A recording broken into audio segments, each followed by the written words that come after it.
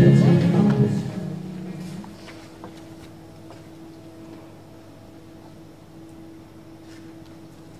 guess I've always known that silence can be louder than sound. I went to this Jewish middle school, right? And starting in the 7th grade, we used to have to lead Torah services as part of our daily morning prayers every Monday and Thursday. And this one Thursday morning, the boy carrying the Torah in the procession got careless, and he nearly dropped it. Well, that would have just about been the end of the world. The Torah is a sacred text that we're meant to treat with all the care of an infant and all the respect of a village elder. The punishment for dropping it would have been severe. Something to the tune of a 40-day fast, if my Tanakh class memories serve me well. Everyone just stood there, paralyzed, immobile, while the rabbi hugged the Torah to his chest, giving the godly object comfort when it needed it most. I wasn't given comfort when I needed it most. When I came out to my family. It was awful. It was dropping the Torah scrolls and watching them clatter, seemingly in slow motion, to the cold, hard floor of the Beit Knesset. Silence. Buzzing, screaming silence that engulfed me to my core, lasting as long as an eternal flame. My father, he stared at me like he couldn't believe it, like he didn't recognize me. Like every conversation we'd ever had been translated into biblical Hebrew, and there was no way he'd ever understand me anymore. And then he told me to get the hell out of his house. Since then, I haven't been able to come out to anyone else. If I got another reaction like that, I don't know what I'd do. It gets to where some days I'm not even sure who I am anymore, just because I frequently feel like I'd rather have any identity but mine. But today changes things. This silence is different. It's holier to me than any Jewish holiday I've ever celebrated. It's holier, apparently, than my father's once unconditional love for me. Seeing all the people participating with me, in this with me, it's like this giant, glowing talisman in my chest. There's all this solidarity. We're united by this redemptive, peaceful purpose, and it makes me happier than I can explain. It makes me clamorously, ringingly, thunderously, clashingly, tumultuously, uproariously, deafeningly happy. I was just saying, well, isn't this whole day just sort of stupid?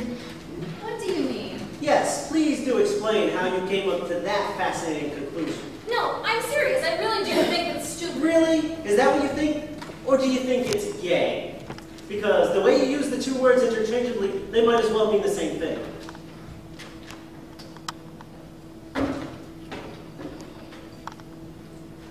My cousin and I often call each other up to chat about school, or whatever random stuff we want to talk about. When I'm mad at my sister and bored of my friends, she's always there to talk to. I only officially came out to her a couple of months ago, and she was great with it. I was relieved, so relieved, but it's just, I have this persisting insecurity that it's affected our relationship even so. She'll be talking to me.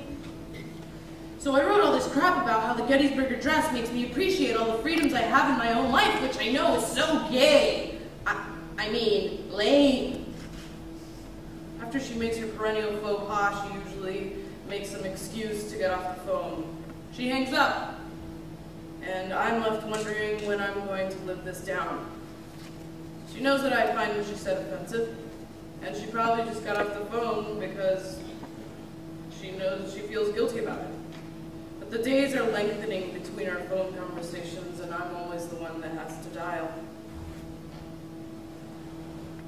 All I can think is that I'll never forgive myself if we lose touch over something this stupid. Or as my cousin would say, something this gay. She says that's so gay around all her friends all the time because she says it's just the way that everyone in her school talks. She says, no, I'm not talking about gay people. It's just an expression. It has nothing to do with that. And I know it might be true, but who can tell the difference? She does her best to censor herself when she talks to me, but the G word slips through prompts sometimes. I know she can't help it. But what I also know is this. I may be gay, but I'm not stupid. David, let him talk. Okay, it's just, isn't gay people keeping silent to fight the fact that they can't come out of the closet, basically like anorexic people going on a hunger strike? No. Yes. He has a point. It's counterintuitive. I'm not saying that this wouldn't be incredibly gross, but wouldn't it make more sense for them to pick a day to act super flamboyant? They could promote visibility instead of perpetuating the silence. Why do they have to play the victim to grovel for their respect? You don't get it. The whole point is to draw attention to the detrimental effects of people remaining silent by necessity. Instead of talking and laughing with their friends today or participating in class, people are just sitting there. Don't tell me you don't find that just the least bit unsettling. It's not unsettling. It's gay.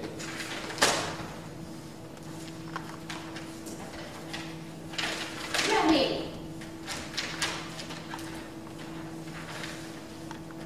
Nice save, Remy.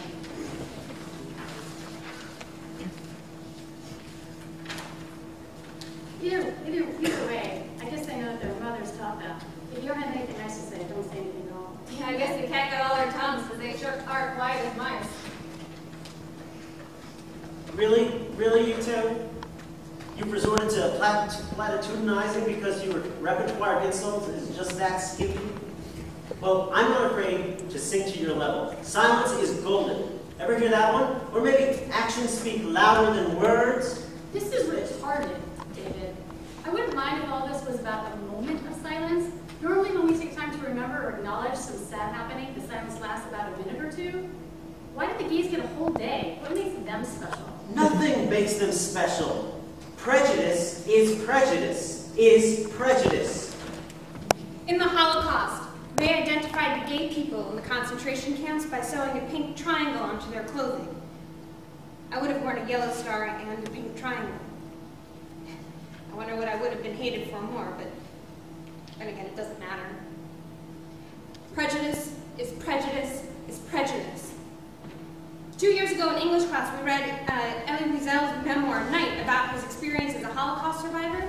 And Elie Wiesel wrote, I swore never to be silent whenever and wherever human beings endure suffering and humiliation. We must always take sides. But Elie Wiesel wasn't right that we should never be silent. In this case, today, silence is taking a side. And it's taking the side of the oppressed. Silence was never less passive, never more forcefully piercing in my ears as today. All that matters is that students do have the constitutional right to do this. Tinker versus Des Moines affirmed that we don't abandon free speech at the schoolhouse gate.